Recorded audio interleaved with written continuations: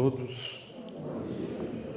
Então, em primeiro lugar, agradeço a Deus a oportunidade de estar aqui, novamente, a oportunidade de Dona Salas, o Alexandre, o convite que me foi feito, né? Já faz um tempinho. E poder falar sobre um santo que eu, particularmente, sou muito devoto, né? A importância de São José na minha vida. E, de fato, falar sobre São José sempre é algo muito especial, né? Ou seja, São José com certeza nos ajuda em vários aspectos, né? Primeiro, como homem, né? Ou seja, na crise da masculinidade que nós estamos vivendo hoje na sociedade, com certeza São José é uma grande referência para qualquer homem, né? E graças a Deus vem sendo feito um trabalho muito grande, né, onde muitos homens vêm sendo criadas, né, grupos e que se consagram a São José, né? Eu esqueci o nome agora que o pessoal usa. Você lembra, Alexandre? Não, tem um nome. Aqui estou com a palavra romaria na cabeça, não sei, confraria, exato. Romaria, meu Deus do céu, estou mal, a minha idade vai chegando, né? Mas enfim, então são as confrarias, né? Então tem muita confraria que está sendo criada, ligada a São José. Na grande maioria das vezes somente homens podem participar. E é muito interessante porque, repito, nós vivemos uma crise, nós vivemos uma confusão. Muitos jovens já não sabem o que significa ser homem, não sabem às vezes nem se aproximar de uma moça, não sabem nem como namorar. O casado também às vezes é meio perdido, desorientado, você entendeu? Sei lá, tem de tudo, né? Então São José com certeza é uma grande referência, em vários aspectos, né? Ou seja, como homem de Deus, como justo, né? Fidelíssimo, enfim, toda a questão das suas glórias, suas virtudes. Então, de fato, ele é muito especial, né? O tipo de vida que São José teve. Então, além, é lógico, da sua importância do ponto de vista do plano de salvação de Deus, né? Como grande instrumento de Deus, junto com Nossa Senhora, etc. E esse grande patrono da Igreja, né? E, de fato, são vários aspectos que a gente poderia ressaltar.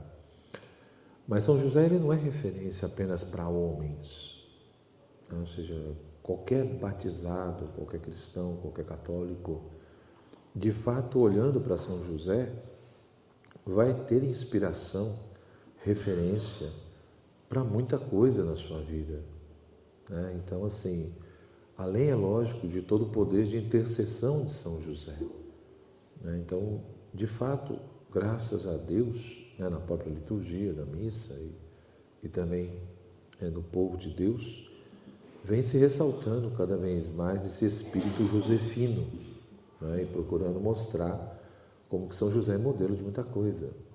Além, de fato, repito, como que é benéfico, em vários aspectos, a consagração a São José, né? Repito, de qualquer pessoa, mas eu friso muitas vezes a questão dos homens, porque os homens hoje vivem uma certa orfandade.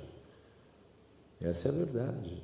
A maioria dos homens hoje está bastante perdidinho, né? Eu falo porque eu viajo o Brasil inteiro e fora do Brasil e você vê claramente isso, né? Ou seja, a nossa igreja, por vários motivos, né, passou por muita confusão, entendeu? E de fato, é óbvio que tem momentos que é importante homem e mulher estar junto, tá? Mas tem momento que é importante estar separado. Tem que ter o momento do homem, tem que ter o momento da mulher. Por quê? Porque existem coisas que são próprias e específicas do homem e tem coisa que é própria e específica da mulher. Você vê nitidamente, a Almarada não rezava, começou a inventar terço de homem. O que aconteceu? Os homens vão.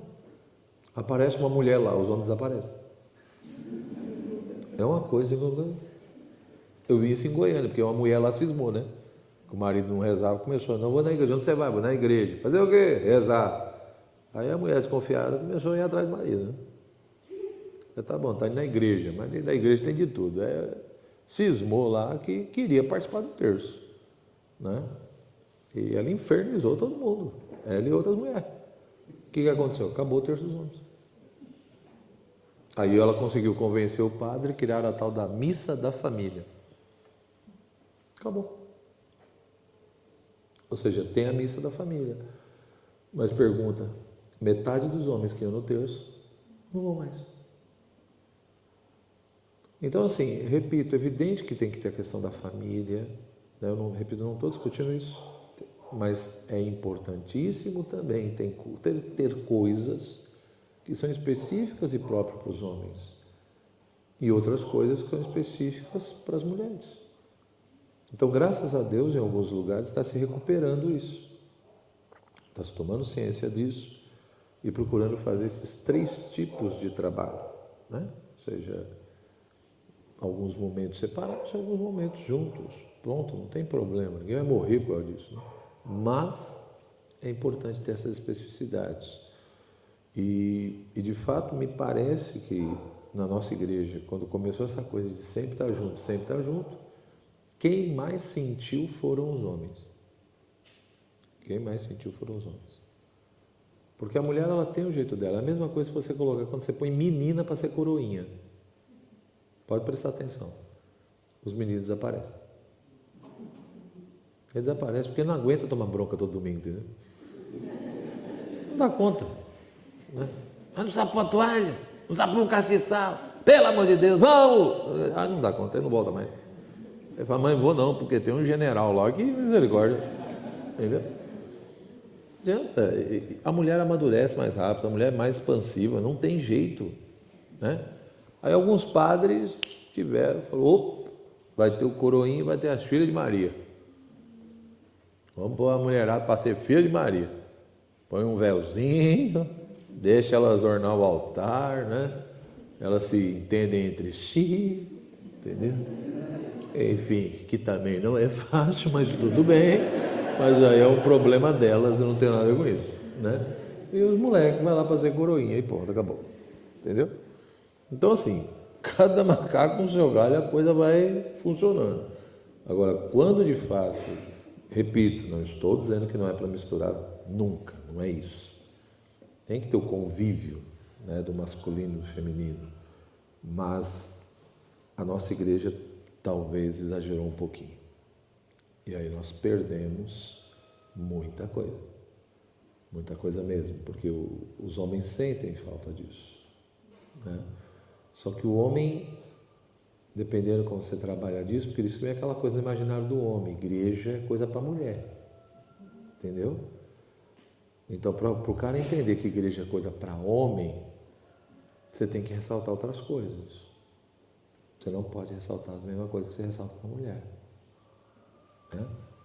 Porque aí o cara que é homem, ele vai ficar incomodado se você não trabalhar direito o negócio.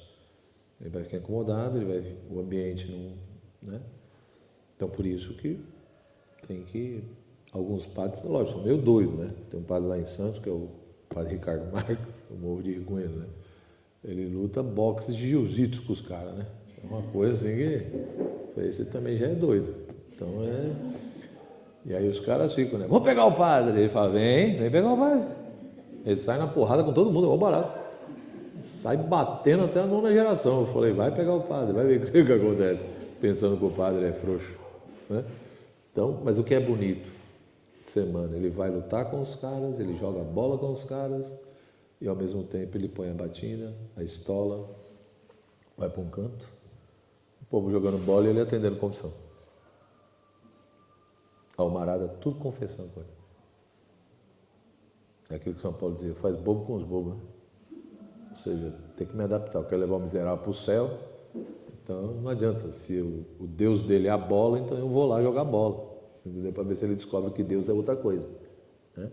Mas eu me adapto a essas coisas, essa que é a questão. Tudo por uma questão de amor.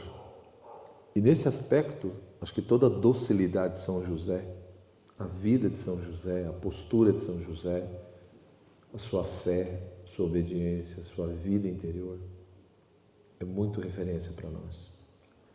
Nós precisamos resgatar determinadas coisas na nossa vida, né? Nós vivemos, acho que qualquer um que tenta ser católico de verdade, buscar a Deus com simplicidade, acho que qualquer um de nós sabe que nós estamos vivendo uma época muito delicada, muito difícil, muito desafiadora, essa é a verdade. Ou seja, ser cristão hoje em dia, ser católico, no sentido verdadeiro, de levar a sério mesmo, não está fácil para ninguém. Fica tranquilo, né? E repito, eu estou falando no sentido de ser uma pessoa simples. Uma pessoa simples que busca a Deus, que procura viver a sua fé, que procura amar a Deus, amar a Cristo, amar a igreja. Está muito complicado. Qualquer coisa que você fala está correndo o risco de ser processado. Entendeu? Tudo é preconceito, tudo é discriminação, né? Então você vê, por exemplo, nosso país é um país doente. Como é que pode tanta gente, por exemplo, ficar uma semana esperando para ver uma pessoa gaga? Alguém pode me explicar isso? Como é que pode? As pessoas usarem fralda geriátrica para não sair da fila e depois pegar a fralda com fezes e jogar em Copacabana. E aí o cheiro, evidentemente, começou a ficar um pouco complicado, né? E todo mundo começou a reclamar. Aí a prefeitura do Rio de Janeiro, né, com toda uma postura de amor profundo, caridade, né? O que ela fez? Plaquinhas, faça teste de HIV rápido. Mas não foram lá para ver um show de música? Por que tem que ter teste de HIV tão rápido disponível? Porque não é só show de música, né? É promiscuidade na veia. Entendeu? As pessoas transando em público, né? E milhões de pessoas. Não estamos falando de 1000 pessoas. É muito mais. Então, é um país doente. O Brasil é um país doente, porque uma boa parte dos brasileiros são doentes. Entendeu? Por mais que a gente, às vezes, fique fazendo elogio do nosso país, porque a gente não sei o quê, nosso país é profundamente doente em vários aspectos. Em vários aspectos. Me dói falar isso, porque, evidentemente, como brasileiro, eu amo meu país, eu amo minha pátria. Mas é triste. Ah, professor, isso é o mundo inteiro. Mais ou menos. Isso é uma justificativa que a gente usa para as nossas misérias, né? Não é bem assim, ó. Tem coisa que a gente faz e vive aqui que você não vê em outros lugares do mundo. Entendeu? Só que nós criamos essa coisa de que o brasileiro é de boa, o brasileiro é cordial, né? O brasileiro vive tranquilo, sempre dando risada, né? É o churrasquinho da laje, a cervejinha já está tudo bem, e por aí. É bem assim. Mas se você faz uma análise um pouco mais profunda, você vê que nós, nosso país, temos muitos vícios que são vergonhosos, são tristes. Então, eu não estou dizendo que nos outros países também não existem problemas, mas aqui é interessante a insensibilidade, um monte de coisa, a confusão, né? Porque nós estamos vivendo no nosso país, em muitos outros países já teria tido uma brigaiada louca aqui, já teria tido conflito, entendeu? Pouquíssimos países aceitariam o que nós estamos vivendo, o que o STF está fazendo, o que o Congresso Nacional está fazendo, entendeu? Esse escândalo de INSS agora, já teria tido vocês não têm noção, pode ter certeza, já tinha tido um quebra-pau que neguinho já estava saindo na rua, tacando fogo em tudo. Não estou dizendo que isso resolve também. O que eu estou falando é que no nosso país tem umas coisas muito estranhas e nós não reagimos. É como se nós existíssemos para servir o Estado. E como se não é o Estado que existe para poder organizar a sociedade. Aí nós existimos para poder servir o Estado. Então é muito triste, ou seja, você ter pessoas com um salário mínimo vivendo. E você tem ministros, por exemplo, várias pessoas que ganham 30, 40 mil reais para participar de uma reunião, vocês sabiam disso? Esse é o tal de conselho das estatais. Então tem os conselhos das estatais e outras empresas.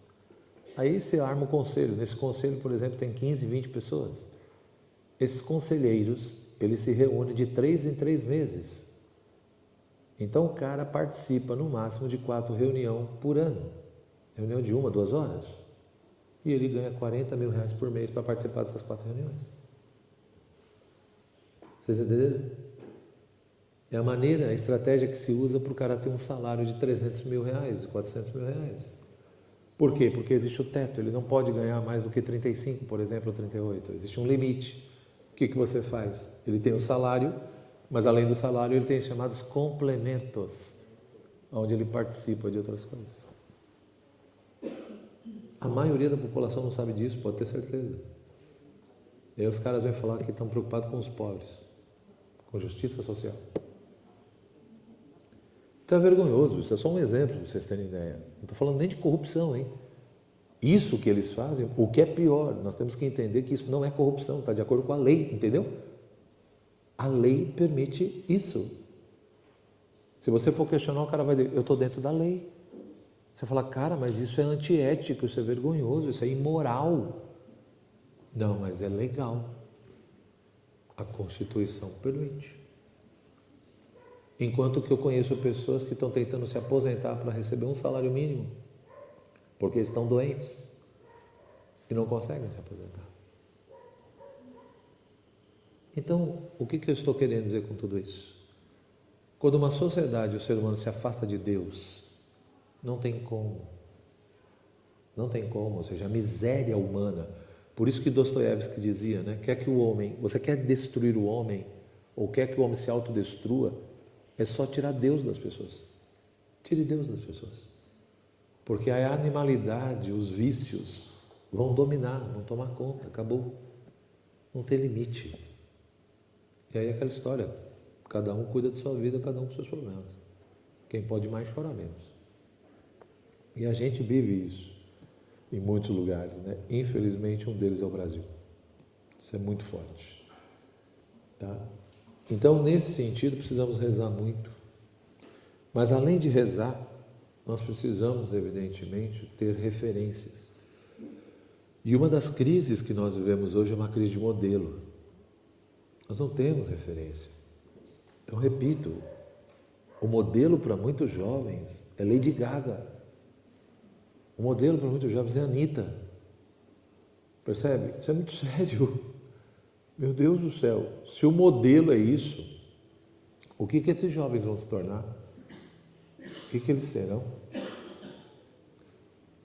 Ontem, por exemplo, e o pessoal fazia esse comentário, né, nas redes sociais, nessa questão da Lady Gaga, por exemplo, praticamente metade dos jovens que estavam eram homossexuais. Tinham tendências homossexuais.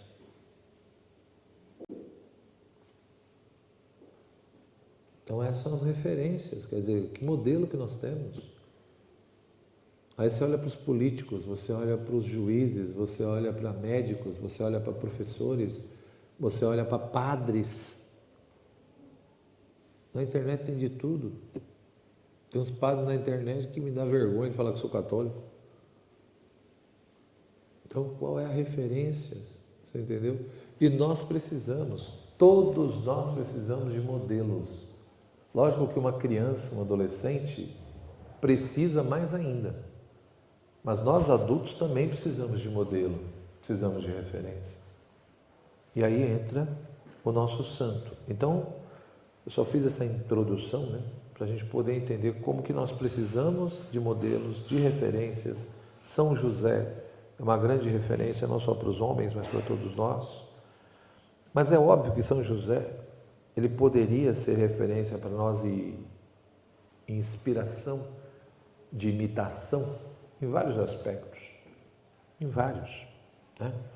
Eu recomendo muito esse livro aqui, Imitação de São José, né? Da Castela.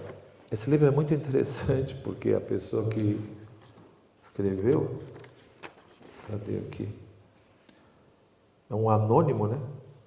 A gente não sabe nem quem escreveu. A pessoa escreveu e não fez questão de não pôr o nome. né? Tá bom. Só que ela escreve de um jeito como se São José estivesse falando conosco, entendeu? Então, tem momentos que ele faz como se fosse uma oração e tem momentos que é como se José estivesse falando com você. Mas aí o que ele faz? Ele mistura um pouco as coisas. Ele pega,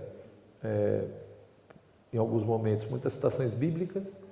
Então, ele pega um tema, então, por exemplo, da devoção a São José. Depois ele fala da humildade, da mansidão, do espírito de paz. Ele vai em vários aspectos, né? Como que São José foi referência, como que São José viveu aquilo.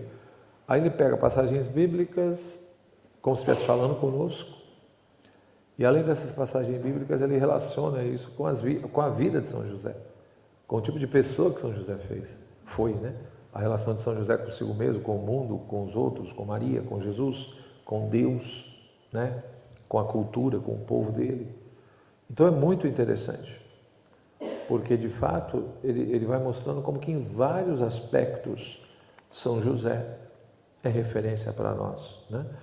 E uma das coisas que ele trabalha, que ele trata aqui, é sobre a fé de São José. Então essa é a primeira coisa que eu gostaria de chamar a atenção a partir desse livro aqui, Imitação de São José, editora Castelo. Por quê? Porque me parece que todos os outros títulos, glórias de São José, coisas que ele viveu, graças que ele recebeu, os méritos que ele... está muito vinculado à sua fé. Eu, pelo menos, vejo assim.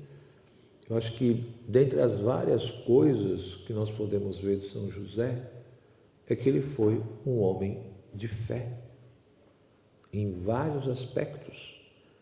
Tudo que ele vivenciou, os desafios, os obstáculos, ele não teve uma vida fácil. Ele foi desafiado em vários aspectos. Então, eu acho que para a gente poder entender outros elementos da vida de São José, nós precisamos de fato ver qual é a fé que São José teve. Qual foi o lugar da fé na vida de São José? O que ele realmente vivenciou sobre isso? Tá? Aí nesse texto esse autor diz assim, quando ele trata justamente de algumas virtudes de São José, a primeira coisa que ele chama atenção é a virtude da fé. Ele diz, o justo vive da fé, fazendo referência a Romanos 1,17, O justo vive da fé, palavra curta, mas tão substancial que comporta toda a santidade e toda a virtude deste mundo. A fé que não apenas ilumina, mas dá vida, a fé viva e acesa pelo ardor da caridade. Esta era a fé de São José. Era ela tão grande e perfeita que justamente a José atribuiu-se tal virtude como ao pai daqueles que creem. Então veja como isso é forte, Quer dizer, quando eu olho para São José, eu não vejo simplesmente uma fé no sentido, eu acredito que Deus existe. Que é infelizmente uma das coisas que nós vemos hoje em dia. O pessoal acha que fé é você simplesmente acreditar que existe alguma coisa além desse mundo. Existe alguma coisa, a morte não é o fim. Não, para nós católicos é muito mais que isso. E a vida de São José mostra isso. Porque a fé, ela não só ilumina, ou seja, por um lado, evidentemente, a fé ilumina o nosso ser, a fé ilumina a inteligência, a fé ilumina a razão, ela amplia os nossos horizontes. Então, quando eu olho para o mundo, quando eu olho para a realidade, se eu olho para a realidade apenas a partir dos meus sentidos, se eu olho a realidade a partir apenas da minha razão, eu vou analisar de um jeito, é um olhar naturalista, é um olhar que está preso aos critérios da sensibilidade, aos critérios da racionalidade.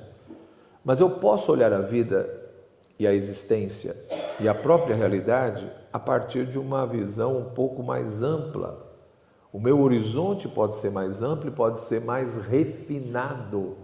Por isso que na tradição católica sempre vai dizer que a fé não substitui a razão. Da mesma forma que a graça não substitui a natureza, a fé não substitui a razão. Então, se você pega Santo Agostinho, Santo Tomás e vários outros santos, todo mundo vai dizer mais ou menos a mesma coisa, São Gregório de Nissa, etc. A fé amplia os horizontes da razão, a fé fortalece a razão, A fé fornece princípios, critérios sobrenaturais. Então, de fato, uma pessoa, por isso que quando a gente olha para os nossos problemas, a gente sempre tem que ter um duplo olhar. Nós temos que ter, é lógico, um olhar natural, nós temos que usar as nossas potências e capacidades naturais, né? Os meus sentidos, a minha razão, a minha inteligência, a minha memória, sei lá o quê. Mas, ao mesmo tempo, eu tenho que me permitir ser iluminado pela fé. A fé precisa iluminar a minha razão. A fé precisa iluminar todo o meu ser. E quando ela ilumina, ela amplia. Ela faz com que eu tenha uma visão mais clara, mais refinada, mais profunda. Ou seja, quando a minha razão é iluminada pela fé, eu consigo ver aspectos do problema que a minha razão sozinha não consegue. Então, eu não vou abrir mão da minha razão. Mas uma coisa é uma razão soberba. Uma razão soberba, orgulhosa. Outra coisa é uma razão humilde, que reconhece que precisa de ajuda e se permite ser iluminada pela fé. E, portanto, o seu horizonte amplia-se, o seu olhar fica mais acurado, né? Mais perspicaz, e, portanto, você consegue perceber aspectos da realidade, aspectos dos desafios, aspectos dos problemas, que somente com as suas capacidades naturais você não veria. Então, esse é um primeiro ponto. E parece que São José tinha isso. Mas mais que isso, o texto nos coloca que a fé, ela não só ilumina. A fé dá vida.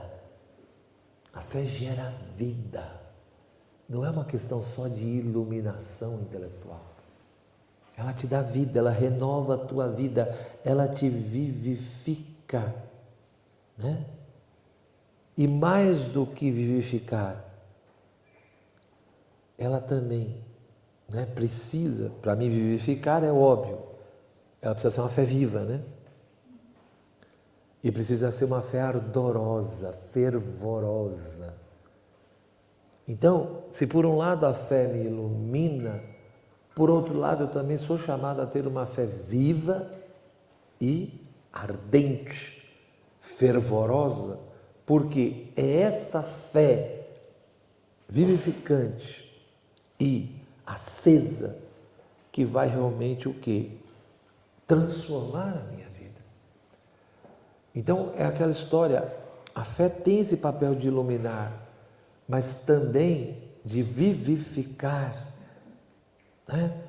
de me mover, né? De fazer com que eu tenha uma chama acesa dentro de mim constantemente. E parece que justamente a fé de São José era tudo isso, né? Só que no texto ele chama também a atenção para uma outra coisa. Ele mostra que se por um lado a fé ilumina, né? E se por outro lado ela também dá vida, para poder dar vida, ela precisa ser viva e ardorosa. Mas para ser viva e ardorosa, ela precisa ser tocada, movida pela caridade. A caridade que vai ser considerada por Santo Tomás, por exemplo, como a rainha das virtudes. Todo o coroamento. E a palavra caridade também nós precisamos resgatar o sentido mais profundo disso. Por quê? Porque caridade, infelizmente, virou solidariedade. Caridade virou no sentido de você ajudar os outros, de você dar esmola, de você ajudar os pobres. E não que isso não seja importante, eu não estou dizendo isso. Só que a caridade, antes de tudo, ela é uma virtude teologal. Se ela é uma virtude teologal, quer dizer que, em primeiro lugar, ela tem a função de nos ajudar na nossa relação com Deus. Por isso que a virtude da caridade nos leva a amar a Deus sobre todas as coisas e a amar o meu próximo por causa de Deus. Então eu amo a Deus e amo tudo em Deus. E amo o meu próximo por causa de Deus. Logo, isso também me mostra o quê? Que na realidade, no fundo, eu amo a Deus e amo tudo por causa de Deus, inclusive meu próximo, porque na realidade foi Deus que me amou por primeiro. Por isso, se nós formos ver, se por um lado o primeiro mandamento diz explicitamente amar a Deus sobre todas as coisas, né? E Jesus deixa bem claro também ao próximo como a ti mesmo. Por outro lado, o próprio mandamento, ele pressupõe que na realidade, em primeiro lugar, não somos nós que amamos a Deus e nem ao próximo. É Deus que nos ama. Por isso que talvez, de uma maneira implícita, o primeiro mandamento não é amar a Deus. O primeiro mandamento não é também amar o próximo. O primeiro mandamento é você se permitir ser amado por Deus. E São José foi modelo nesse sentido. São José não ficou apresentando resistências, obstáculos. São José simplesmente deu total liberdade a Deus. Faça, Senhor, o que Tu queres, como queres. Então, o primeiro mandamento, repito, é dar essa liberdade plena a Deus. É se permitir ser o barro na mão do oleiro e deixar Deus me amar. Só que isso, se por um lado parece tão poético e gotosinho, por outro lado, quando Deus ama, o amor de Deus é exigente. Por isso que Deus muitas vezes não dá o que você pede, Ele dá o que você precisa. Essa é a questão. Deus não se dobra a nós, porque Deus não olha só o momento, Deus não olha apenas o instante, Deus não olha apenas essa vida, Deus olha a eternidade. Deus quer a tua salvação e é por isso que Ele permite determinadas coisas na sua vida, é por isso que tem coisa que Ele dá, tem coisa que Ele não dá. Essa é a questão. E é por isso que eu tenho que ter fé, porque o Senhor vê tudo. Se não cai um fio de cabelo da minha cabeça, né? Sem autorização, então nenhum careca é careca por acaso. Acabou. Se é careca, porque Deus permitiu. Ponto. Né? Então, no fundo, isso deve gerar uma fé viva, uma fé ardorosa, fervorosa em nós. Mas uma fé viva, confiante, pressupõe ser estimulada, ser atingida, né, pela caridade. Por isso que eu particularmente, é sério, eu falo isso pela minha vida, né, muita besteira que eu já fiz também, mas eu digo também por muitas coisas que eu vejo. Não adianta a gente dizer que tem fé. Eu tenho fé em Deus, eu tenho fé em Deus. Deus é tudo para mim. Jesus. Tá bom, você pode ficar o dia inteiro falando isso, entendeu? Só que assim, uma coisa são palavras, outra coisa são atitudes, são fatos. É igual agora, né? Morreu o Papa. Vocês estão sabendo, né? Morreu o Papa. Quem não está sabendo aqui, não tem como não saber, né? Ou seja, até as paredes estão gritando que morreu o Papa, né? Neguinho não vai nem na missa, nunca passou na porta da igreja e ele quer fazer live sobre o conclave. É uma coisa, mas o que essa criatura quer falar sobre o conclave? Né? Outro dia eu adorei um post que colocaram assim, encheram o saco tanto um cara lá, que ele fez um checklist. Quem tem o direito de falar do Papa do conclave? Aí ele colocou umas perguntinhas básicas. Você conhece os 10 mandamentos? Não. Você conhece os mandamentos da igreja? Não. Você vai na missa todo domingo? Não. Você reza o seu terço? Não. E ele vai, você conhece a Bíblia? Não. Então o que você está enchendo o saco? Vai se converter e primeiro vira católico, depois a gente conversa. O que você está querendo discutir com o conclave? O que você está querendo meter o bedelho? Não sabe nem o que é igreja. Aí acha que conclave é Congresso Nacional. Entendeu? Fla-flu. Os progressistas, os conservadores, o centrão, né? Cadê? Isso é muito triste. Eu não estou dizendo que não existe o elemento humano, lógico que existe, que aí é outro extremo também, né? Não, mas o Espírito Santo é que faz tudo. Então o Espírito Santo deve virar urubu de vez em quando. Tem uns papas, meu filho, que não foi o Espírito Santo que escolheu, não, para ficar em paz. Né? Agora, com certeza, o Espírito Santo está ali. Com certeza, o Espírito Santo é a alma da igreja. Entendeu? Por isso que ele, por mais que não seja ele diretamente que escolhe o Papa, mas no mínimo, ele permitiu. Ele autorizou. Então, no decorrer da história, se teve maus papas, é porque, naquele momento, Deus achava que é o que a gente merecia. É isso. Por isso que tem que ter fé e esperança, e se vier chumbo grosso, reza mais para aguentar o tirão. Entendeu? Ou pede para sair, como diria o Capitão Nascimento. Né? Então, no fundo é isso. Entendeu? Então pode vir, evidente, um Papa mais ortodoxo, e pode vir um Papa que não é tão assim fiel aos ensinamentos. Isso já aconteceu em outros momentos da história. E a igreja está aí. Então isso mostra que a igreja é de Cristo, a igreja não é do Papa. Né? Então é lógico que a gente tem que ter todo um respeito, toda uma reverência, todo um amor ao Santo Padre, né? O vigário de Cristo na terra, etc. Tá. Mas a gente nunca pode esquecer também que tem um elemento humano.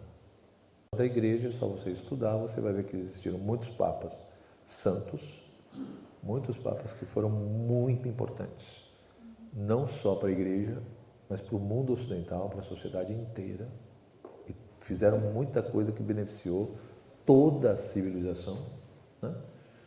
Mas infelizmente também existiram alguns que dá até vergonha de lembrar o nome, entendeu? Então existiram alguns papas que a coisa foi vergonhosa, foi triste, né? Fizeram coisas bem vergonhosas, tá? E nem por isso a igreja deixou de existir. Então isso mostra que Jesus, ele cumpre as suas promessas. Ele deixou bem claro, as portas do inferno não prevalecerão contra a minha igreja. Né? Ou seja, a barca do Pedro pode chacoalhar, pode ir para lá e para cá, mas virar não vira. Pode estar quase virando, mas volta. Por aí vai. Porque no fundo quem manda na barca é o chefe, não é nós. Entendeu? Da mesma forma que ele deixou bem claro também, o joio e o trigo vão estar misturados, vão estar juntos, né? Então a gente tem que tomar muito cuidado, porque às vezes o pessoal também quer uma igreja só de trigo. Mas Jesus já disse que o joio está junto. E no final dos tempos é que ele vai mandar os anjos para separar uma coisa da outra. Então não adianta a gente querer. Vai ter joio e trigo misturado, galera. Fique em paz. Entendeu? Ah, professor, mas a igreja não é santa? Sim. Por isso que tem gente que diz, não, então a igreja não é santa. Não, a igreja é santa. A santa e pecadora. Para com essas besteiras. Isso daí é coisa de herege. Né? A igreja é santa. Ponto. Mas ela é santa em que sentido? Na sua alma. A alma da igreja. A igreja enquanto corpo de Cristo. Ela é santa. Agora, os seus filhos, as suas filhas, os seus membros, aí tem de tudo. Né? Aí você vai ter uns mais santos, outros menos santos, os perdidos. Né? Tem gente que está procurando a porta da igreja até hoje. Né? Nem entrar ele entrou, ele ainda está subindo a escada. Então, enfim, é a vida, mas o quê? Pega a quantidade de gente que é batizado e nunca foi na igreja. Só foi batizado, não sabe nem o que é ser católico. Então tem de tudo, né? Então o que a gente tem que tomar cuidado é para a gente não virar joio, é só isso. Porque às vezes a gente está tão preocupado com os outros. Por isso que eu sempre falo, quando o pessoal me pergunta, pessoal, mas o que fazer? O que fazer? Busque a santidade. É isso que você pode fazer.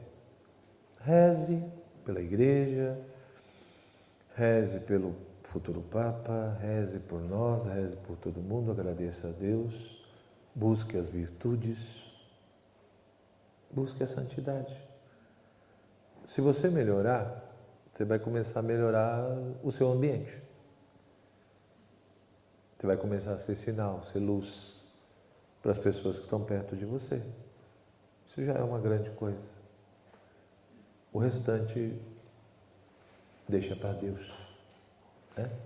A gente tem que deixar um pouquinho de trabalho para Deus também, entendeu? Porque às vezes a gente quer fazer tudo, né? O Espírito Santo, ele também gosta de trabalhar. Você não precisa querer fazer tudo. Faz a sua parte que eu já estou feliz, entendeu? Então assim, busca a santidade, busca ser um bom marido, uma boa esposa, né? Um bom filho, uma boa irmã, uma boa religiosa, um bom religioso. Seja fiel ao teu estado de vida. Procure dar o máximo que você puder. No estado de vida que Deus te chamou, você não vai conseguir fazer tudo. E Deus não quer que você faça tudo. Ele quer que você faça o que Ele te pediu para fazer. Ponto. E o restante, Ele cuida. Ele sabe tudo. Ele é providente. E São José confiava profundamente nisso. Por isso que ele era um homem de fé, né? Ou ele era fidelíssimo, como alguns preferem dizer. Tá bom? Depois do Santo dos Santos, fonte de toda justiça, José, o homem justo por excelência, a escolha de Deus por ele, o ministério que lhe confiou, não nos permite duvidar dessa realidade. Aquele que se apraz em derramar os dons e de que é o autor, antes de elevar José a tal excesso de honra, já o havia preparado para esta alçada por uma fé e uma justiça que o distinguia de todos os justos da lei antiga e o fez digno também da nova lei. Sua união com Maria obrigou Deus, por assim dizer, a reunir nele os dons mais preciosos da graça divina. Deus dotará José de tamanha clareza que os mistérios da eternidade não lhe serão apresentados como crença, pois ele os verá. Olha que interessante, né? São José, de fato, ou seja, dentro de todo, é lógico, esse projeto de Deus na vida dele, o fato de ser pai adotivo de Jesus, né, de colaborar do seu modo com toda a questão da obra da redenção, realmente ele é escolhido. Ele é chamado e escolhido por Deus. E, portanto, Deus o preparou para que ele conseguisse viver esse ministério, esse serviço, esse trabalho, essa função que Deus realmente lhe deu, né? E por isso que ele recebeu tantas graças, tantos dons, né? Principalmente essa questão da fé e da justiça, né? Que caminham juntas, como nós vamos ver depois. Na sua união com Maria, então, mais ainda, né? Recebeu tantas graças, por isso que a tal ponto tem coisas que de fato São José, do ponto de vista da graça, evidentemente, conseguia vislumbrar. Tem coisas que nós só vamos conseguir ver o dia que estivermos no céu e na glória. E tem coisas que São José já conseguiu ver antes. Esse é o ponto, né? Veja o tamanho da fé e o tamanho da graça, né? Mas José será preparado para esta fé luminosa. Olha que interessante, por intermédio da fé, São José conseguiu viver, ver, vislumbrar coisas que a grande maioria só vai ver no céu, só vai contemplar no céu, tá? E como que experimental, mediante a escuridão de uma fé mais meritória e oculta. Que momento, ó Deus, aquele em que José passa da noite mais profunda à aurora mais brilhante da vossa luz divina. Que momento aquele em que o anjo do Senhor lhe diz: José, filho de Davi, não temas receber em tua casa Maria, tua esposa, porque o que nela foi concebido é obra do Espírito Santo, né? Mateus capítulo 1, versículo 20. Ou seja, você já imaginou? Você casa e a mulher aparece, né, grávida. Aí você fala: mas rapaz, eu não fiz nada. O Ricardão passou antes, que história é? Pelo amor de Deus, né? Mas veja que interessante, você tem duas coisas aqui que chamam a atenção. Essa justiça, essa docilidade de José, porque ele sabia que se ele deixasse Maria com estardalhaço, ela correria risco. Então ele procura fazer de uma forma que Maria não fosse apedrejada, que Maria não fosse, né, condenada. Então veja a caridade. Mas ao mesmo tempo, quando vem a intervenção de Deus, José não resiste. José simplesmente, ele tinha uma abertura tão grande que o anjo, ao falar com ele, o que ele fez? Ele acreditou, ele creu e teve paz. Será que São José realmente entendeu tudo? Eu acho que não. Mas tipo assim, se o anjo está falando, se Deus está falando, está tudo certo. Ele não se engana e não engana. Então, vida que segue. Nós provavelmente iríamos pedir um relatório, né? Provas, entendeu? E por aí vai. Questionamentos, discussões, né? Mas como assim? São José não. Tá bom, Senhor. Se é assim, beleza. Estamos juntos, misturados. Entendeu? Isso é interessante. É uma fé profunda, mas uma fé simples. Profunda e simples. Né? Por isso que ele tinha paz. Ou seja, José com certeza teve uma profunda experiência de arrebatamento. Mas se sentiu arrebatado e levado por quê? Porque tinha essa fé. Mas esta luz tão brilhante ainda experimentará adversidades. Nuvens sombrias ainda testarão a fé de José, a fim de prepará-lo a novos degraus de claridade. Está vendo? O fato dele ter realizado esse ato de fé, o fato dele ser um homem de Deus, né? E um homem de fé, o que acontece? Não quer dizer que, o anjo falou com ele, já estava tudo certo, né? Não. Ou seja, José, ele precisaria ver, contemplar coisas mais elevadas. Para você contemplar coisas mais elevadas, você precisa amadurecer o seu olhar. Ou seja, essa aqui é a fé. Se eu consigo olhar e ver pela fé, e se eu quero ver coisas mais elevadas, eu preciso subir degraus mais elevados. Para isso eu tenho que estar preparado. E como é que você se prepara para fortalecer o seu corpo e ganhar nas Olimpíadas? Não é treinando?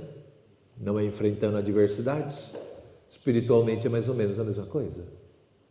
Ou seja, a minha fé precisa ser desafiada. A minha fé precisa amadurecer.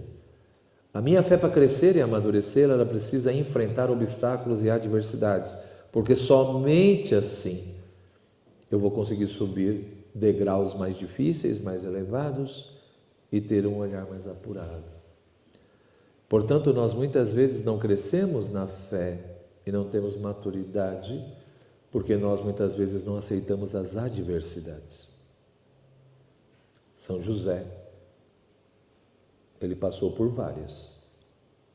Este menino cuja divindade lhe foi revelada, este menino a quem reis e sábios milagrosamente vieram adorar perante seus olhos, este menino de quem profetas e homens justos proclamaram tantas maravilhas em sua presença, deve ser prontamente refugiado por uma fuga humilhante da perseguição e crueldade de um tirano.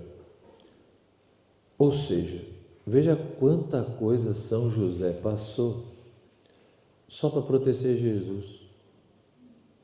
Sai daqui, vai para ali, pega isso, pega aquilo, vai para cá, vai para lá, não sei o quê. Vocês acham que ele estava entendendo tudo? Está tudo clarinho. Nossa Senhora, 2 mais 2 igual a 4. O triângulo tem 3 lados e morreu o assunto. Não era bem assim. Não era bem assim.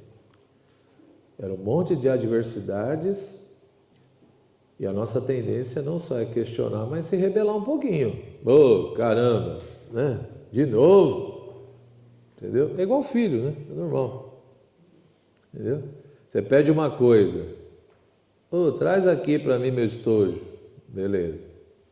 Você pede a segunda coisa. Ô, dá para pegar uma caneta aí? Já, né? Terceira coisa.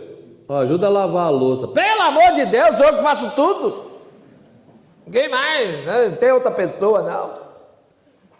E aquela ali, ó, faz nada. Lógico, isso é só na minha família, em comunidade não acontece isso. Então uma coisa, rapaz do céu, Jesus, volta, Senhor, pelo amor de Deus. Né? Eu fico imaginando o José, né? Fico imaginando o José. Ou seja, ó, esse menino aí é Deus. É Deus, né? Você vai cuidar dele. Entendeu? Olha os reis aí, ó. Vieram adorar, você também tem que adorar, né? Ou seja, tem que proteger ele, leva para o Egito. Não, mas antes não tinha nem onde ficar, arranja nem onde ficar. Então, quer dizer, tem que pegar, tem que arranjar a casa, tem que não sei o quê, proteger não sei do quê, aí tem que levar para o Egito, tem que levar não sei para onde. Eu fico imaginando São José, mas não tem outro, não. E aí tem que cuidar de Nossa Senhora. Não é só Jesus. Entendeu? E vai que a carpintaria também estava com problema, né? Então imagina, né? Tem que ir para o Egito, mas quem vai cuidar da carpintaria? Ai, meu Deus. Tem que entregar mesa semana que vem. Como é que faz? Tem boleto para pagar? E porque homem é assim, né? Mó barato. Você vê, é muito engraçado o casal, né? Quando vê a primeira gravidez, principalmente. As reações são muito diferentes. Né? A mulher descobre que está grávida, ela reage de um jeito, o homem é outro. Eu vejo nitidamente isso. O cara começa a querer trabalhar mais e não sei mais o quê. Ele está preocupado. Não, tem que prover, tem que proteger, tem que prover. Meu Deus do céu. Quando você vê um cara trabalhando muito, pode ser que a esposa engravidou. É interessante isso. Eu falo, cara, mas é o primeiro filho, relaxa. Quando tiver no quinto, você se mata isso, porque não tem como. É o primeiro, rapaz. Tu já está querendo trabalhar desse jeito por causa de um filho. Ou seja, o apartamento tem 2 quartos. Ele já está pensando, não, mas tem que ir para o maior, mas tu está com um filho, rapaz, calma. Entendeu? Ele não é tão gordo assim que ele não cabe dentro do quarto. Relaxa. Vai levando a vida. Tem beliche também, entendeu? Então assim, dá para resolver as coisas. Mas é interessante como o homem fica preocupado com isso. Eu vejo, por exemplo, você é médico. O cara é médico, começou a pegar um monte de plantão, a esposa está grávida, fica em paz. Não dá plantão, por que dá um monte de plantão agora? Entendeu? Começa a fazer um monte de coisa. Enquanto que a mulher, ela fica preocupada com o enxoval. Né? Cadê a roupinha, o sapatinho? Alô, bebê. Vamos no alô, bebê. Tem que ver o carrinho, né? Para ajudar a levar o bebê, etc. E por aí vai. Enfim. Então, repito, São José era humano. Se ele era humano, ele tinha suas preocupações. Ele tinha suas questões. Mas é interessante que, pelo menos a partir do que a Escritura nos transmite, ele não deixava nada disso dominar o seu coração. Isso é bonito.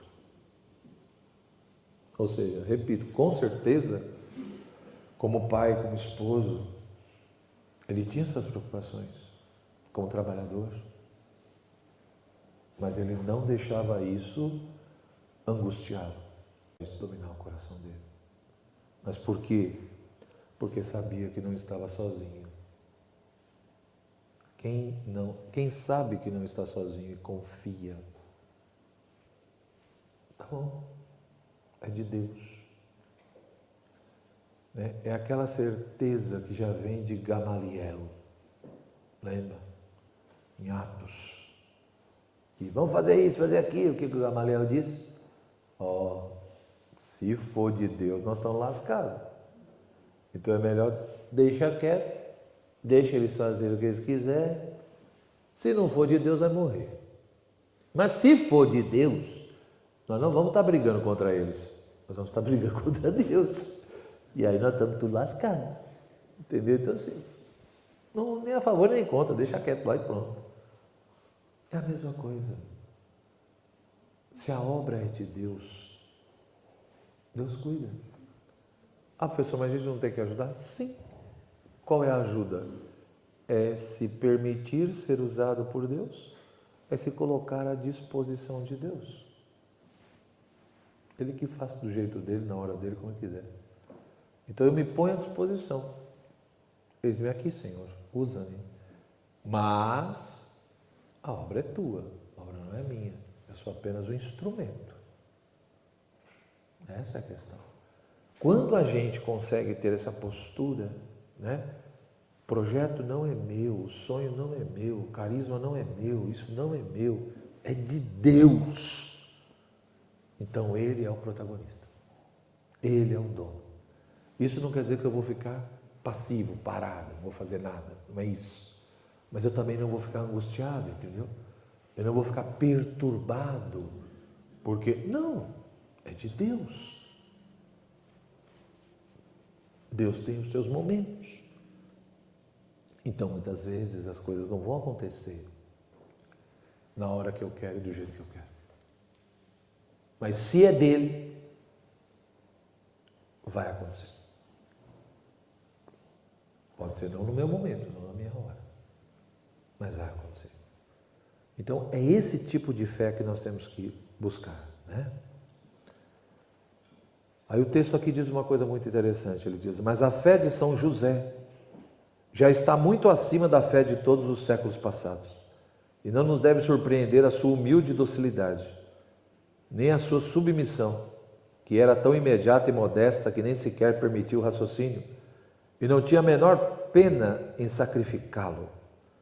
Deus fala através de seu ministro, isto basta.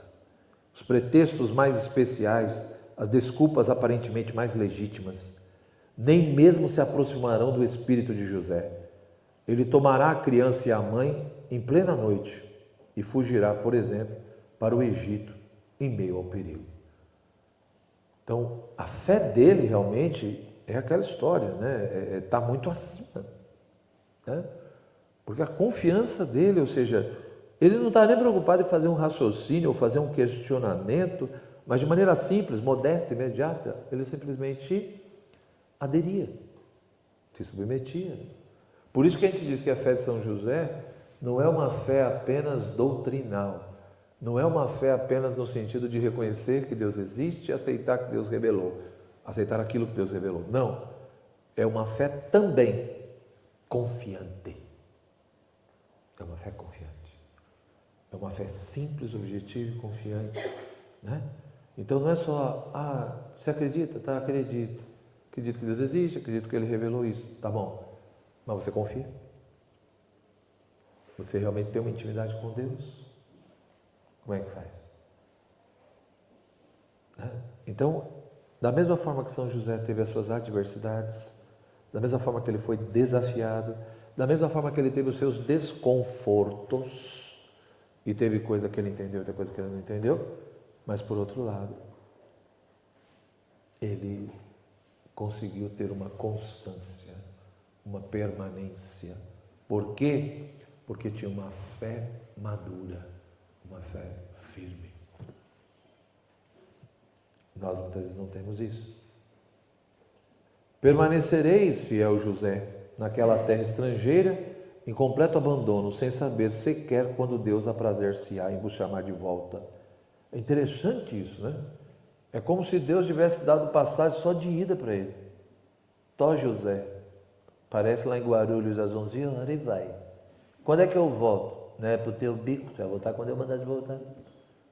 Eu te dei a passagem de ida, a de volta eu também dou. Mas fica na tua aí. E é interessante isso. Ele foi. Mas eu fico imaginando, né? O cara era carpinteiro, entendeu? Tinha não sei o quê, tinha os compromissos dele. Quando é que eu volto? E não só quando, como? E a Maria, e o menino, entendeu? Uma terra que não conhecia muito, estrangeiro. Foi, né? sem preocupações, sem inquietude, sem consolo, sem nenhum outro apoio além da fé, e tão acostumado a crer e guiar-vos unicamente por ela, que um sonho divino será o suficiente para dirigir vossos passos e orientar vossas decisões. Um simples sonho. Sonhou, Deus falou comigo, está tudo certo. Deus cuida. Vou fazer a minha parte e com certeza Ele faz a dele. Esse abandonar-se em Deus. As pessoas muitas vezes me perguntam, né? Quinta-feira agora mesmo eu vou estar na Brasil Paralelo, né?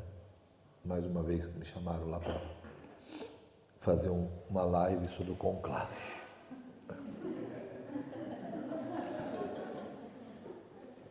Já estou tomando remédio antes. E a minha esposa fica, né? Joel, segura a língua. Tá bom, mulher, vamos lá. Mas enfim. Não, se eu falar tudo que eu penso, eu estou perdido, não vai dar muito certo. Você precisa ir lá preso, algemado, né? A audiência de custódia com o Alexandre de Moraes. Mas enfim. A grande crise que nós vemos hoje na igreja é uma crise de fé, meus irmãos.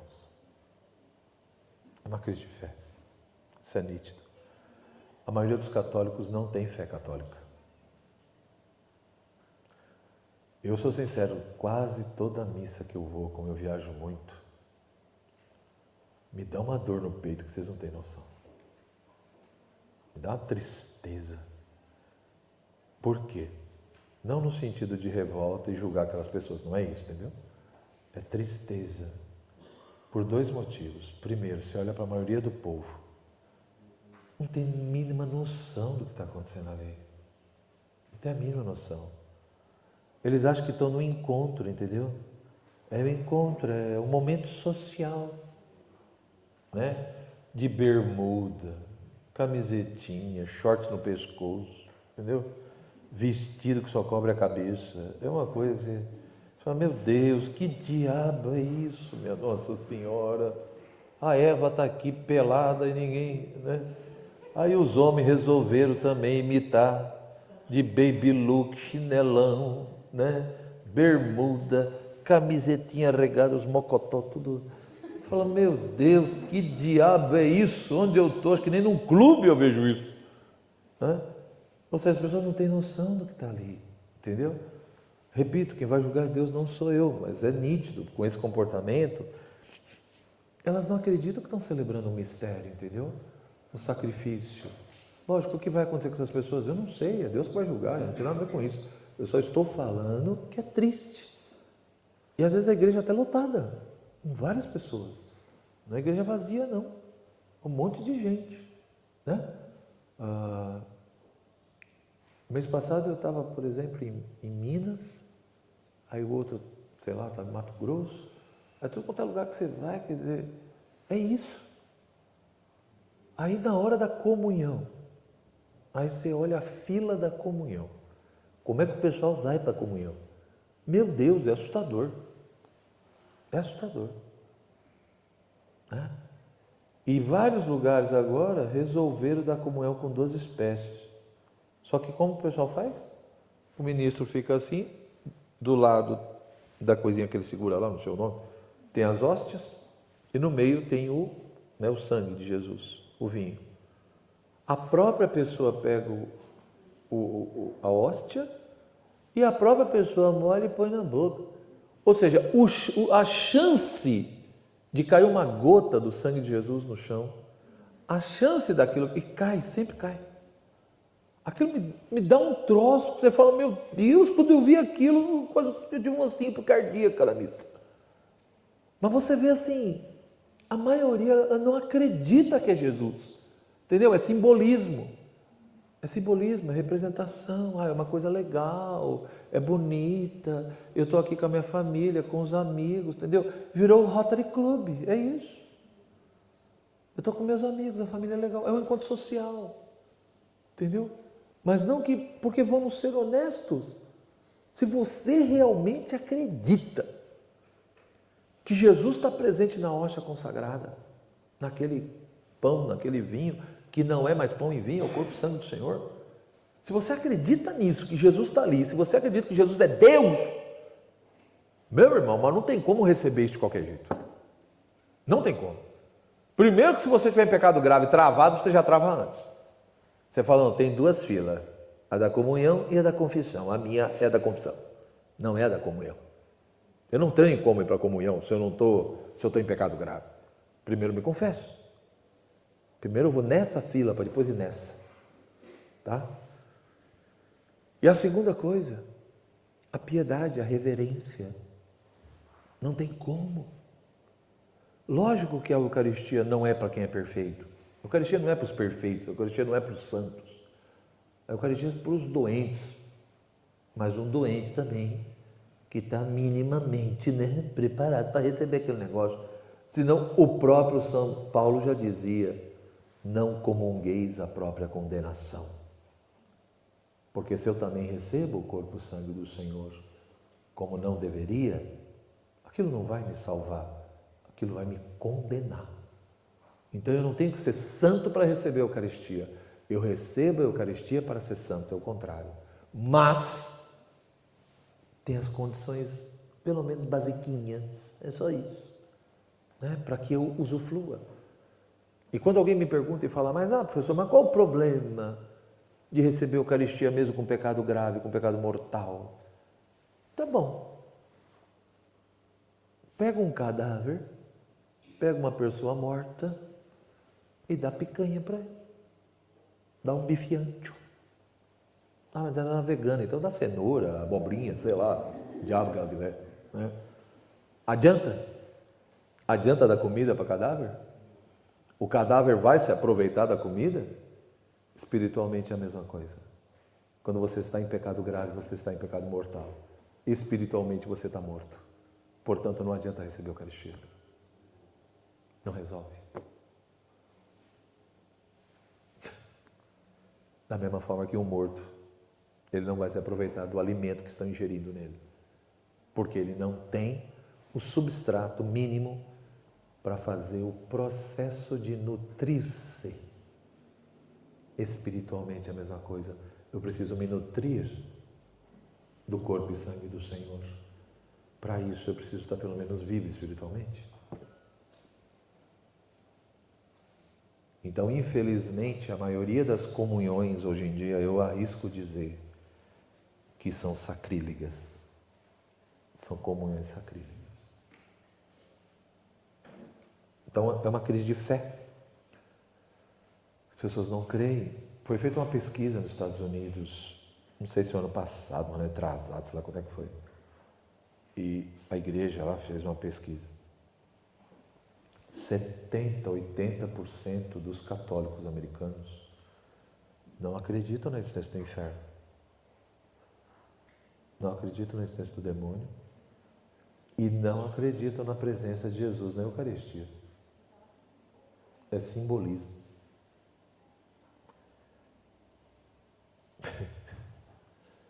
Meu Jesus amado. E pessoas que vão na igreja no domingo. Então, assim, isso daí é um exemplo para mostrar como que nós vivemos numa fase muito difícil, muito complicada, por vários motivos. Mas me parece que o central é a questão de fé. Nós precisamos renovar a nossa fé, nós precisamos ser homens e mulheres de fé. E São José pode nos ajudar muito. Nós precisamos compreender melhor a nossa fé. A maioria dos católicos não sabe nem no que acredita. Então não tem como. Como é que você diz que você é uma coisa que você não sabe nem o que significa? A pessoa nunca passou perto, nem do catecismo. Então como é que faz? Mas como José alcançou tamanha sublimidade, simplicidade de fé, tamanhas graças e luzes que são sua recompensa, ou seja, como é que ele alcançou tanto isso, né? Chegar nesse nível, nessa simplicidade, nessa profundidade de fé? Pela via comum e ordinária. Olha que interessante. Porque todo mundo acha que, né? O José deve ter subido na montanha. entendeu? Com o pastor Valdomiro e vamos para a montanha. E lá baixou uma luz. Não foi bem assim, entendeu? Ou seja, foi no dia a dia. Uma vida comum, carpinteiro, pai, esposo, entendeu? Temente a Deus, no templo, né? Fiel aos costumes do seu povo. Foi assim. Uma coisa comum, ordinária. Agraciado de nascença com a fé de seus pais, sua fé não apenas o justificava, mas também o fazia crescer em retidão a cada dia. Então veja a importância, né? A fidelidade de José, aquilo que ele aprendeu com seus pais, com seu povo. Todo povo entra em crise quando nós não conseguimos passar para gerações futuras a nossa fé. E como dói quando a gente vê que as nossas crianças, nossos adolescentes e jovens, eles têm vergonha da fé dos pais. Eles têm vergonha da fé dos seus antepassados. Não tem como um país ser feliz e crescer assim. Não tem jeito. E você vê a diferença quando um filho, uma filha tem orgulho da fé e dos costumes do seu pai e da sua mãe. Ele honra, ele assume aquilo. É precioso, entendeu? Infelizmente, muita gente perdeu isso. Não só no Brasil, mas em um monte de lugar. Tá? Então, assim, nós precisamos resgatar isso. Nós precisamos resgatar. Eu vejo, por exemplo, os meus 3 filhos, né? Com certeza tem os defeitos deles, tem as dificuldades deles, eu poderia falar vários aqui. Né? Mas como é prazeroso olhar para os 3 e ver assim, o orgulho que eles têm de onde eles vieram. Sou católico. E acabou. Não tem como negociar isso. Tem coisa que eu negocio, tem coisa que eu não negocio. E o desejo de levar Jesus na faculdade, no trabalho. Né? Para mim não precisa mais nada, sendo bem sincero. Não precisa mais nada. O fato deles não terem vergonha da própria identidade. Não terem vergonha da fé que eles receberam. A consciência de querer passar isso para os filhos, se um dia vierem a ter os filhos. Então, assim, graças a Deus, existe o lado bom também de tudo isso, né? Tem muitas famílias mudando, tem muitas jovens famílias, né? Então, casais jovens que estão vindo, tendo vários filhos, e que tem uma outra mentalidade, uma outra postura, né? Então, tem coisa que está mudando, mas ainda tem muito que melhorar, mas muito. Nunca menospreze o inimigo do outro lado, porque a coisa ainda está feia, pode ficar em paz, entendeu? Finalizando então, a meditação assídua da lei divina alimentou e sustentou sua fé. A prática mais estrita dessa lei, a fidelidade a seus deveres, o domínio de suas paixões, sua vigilância e pureza de coração, sua perfeita inocência foram os felizes frutos de sua fé. E visto que a inteligência e a fé são aperfeiçoadas pela prática dos mandamentos, seria de admirar que a fé de São José tenha superado a de Abraão e de todos os patriarcas? Não tem surpresa nenhuma. Então veja que interessante, pela fé que José teve, aqui você tem 3 pontos então. Primeiro, como é que ele teve essa fé simples, sublime, profunda? Pelo dia a dia, o cotidiano. Ou seja, foi um bom trabalhador, um bom pai, um bom esposo, um bom fiel.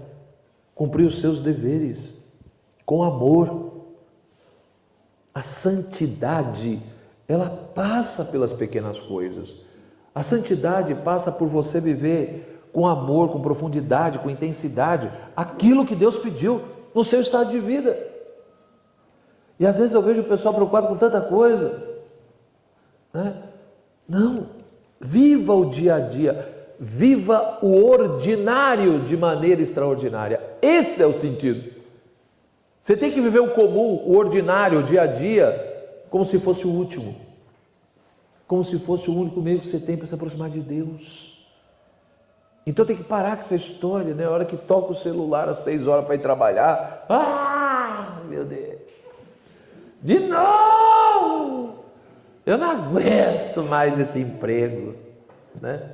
Não, pelo amor de Deus. Ah, professor, mas meu emprego é muito chato, é muito duro. Tá bom. Santifique o seu trabalho e se santifique por ele. Ofereça como sacrifício. E se o lugar estiver muito ruim, vai rezando e se preparando para encontrar um outro. Mas enquanto está ali, dê o seu melhor. Seja um testemunho de Deus lá, enquanto você estiver lá. Então eu sei que tem emprego que é difícil, tem ambientes que são muito difíceis, são terríveis, né? Muitas vezes somos explorados, né? Atacados. Tá bom, então peça a Deus a graça de arranjar um outro lugar. Vai se preparando, mas enquanto estiver lá, honre a Deus lá. Seja um sinal de Deus lá. Louve a Deus por aquilo. Então é o dia a dia. Da mesma forma as mulheres, né? Não tem por que surtar por causa do filho. Entendeu? Ah, professor, você não conhece os meus capetinhas. Tá bom, né? Ajuda ele a se santificar para não ir para o inferno, é isso. Então tenha paciência, seja firme, mas ao mesmo tempo ame. Entendeu? Então cada um, ou seja, murmuração, reclamação, e não sei mais, não resolve nada. Não resolve nada. Nós temos que aprender a louvar a Deus por tudo, até pelas dificuldades, até pelas adversidades, pelos problemas. É assim que crescemos e amadurecemos. E é lógico, isso não quer dizer que você vai ficar parado simplesmente. Não, não é isso. A gente tem todo o direito de tentar melhorar, ter uma vida melhor, um lugar melhor, tá bom. Mas enquanto ainda não acontece, louve a Deus por aquilo. Né? Procure honrar a Deus lá. É assim que São José cresceu. Então quando a gente fala, né? Ele meditava a lei de Deus, ele praticava essa lei, ele era fiel aos seus deveres, ele dominava as suas paixões, ele tinha um coração vigilante e puro, né? Tudo isso ele conseguiu viver, por quê? Porque ele foi crescendo e amadurecendo na fé. E cresceu, amadureceu na fé, porque viveu o ordinário de maneira extraordinária. É o dia a dia. A maioria das pessoas fazem isso? Não. Vamos ser honestos, a maioria das pessoas vive em função do quê? Ai, hoje é sexta-feira. Meu Deus, hoje é sexta. Sábado e domingo eu não trabalho. Domingo à noite, qual é a posição? Ai, Jesus, amanhã é segunda. Ferrou tudo. Vai começar tudo de novo. Você não pode viver em função de sábado e domingo, né? E tem aqueles que são tão lascados que nem o sábado ele tem, só tem o domingo. Aí piorou, vai se matar de vez. Porque só resta o sábado à tarde e à noite que ele vai ter essa esperança, mas no domingo à noite já passou. Não. Todo dia é dia, todo dia é dia para se santificar e buscar a Deus. Amém, até o céu. Então é muito triste quando eu vejo pessoas viverem em função de um pequeno prazer e momento que ele vai ter no fim de semana, entendeu? Porque vai ter uma festinha, porque vai ter uma viagemzinha, porque não sei o que. Não, Deus não te criou para isso, meu irmão. Deus não te criou para isso. Deus te criou para plenitude. Mas para isso, para você atingir essa plenitude, é no dia a dia que você tem que crescer.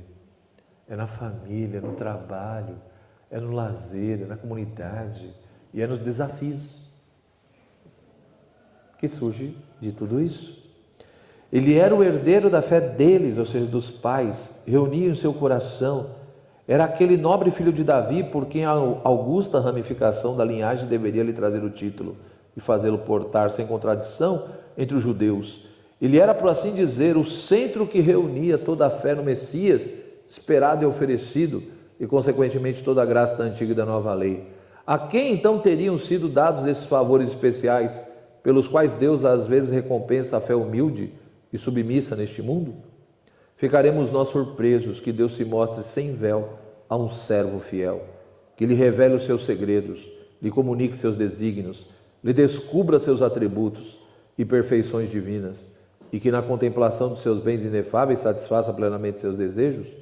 Tudo o que ouviu elevou sua fé e alimentou sua piedade. Então, devido a tudo isso, ou seja, São José com certeza pode nos ajudar muito, né?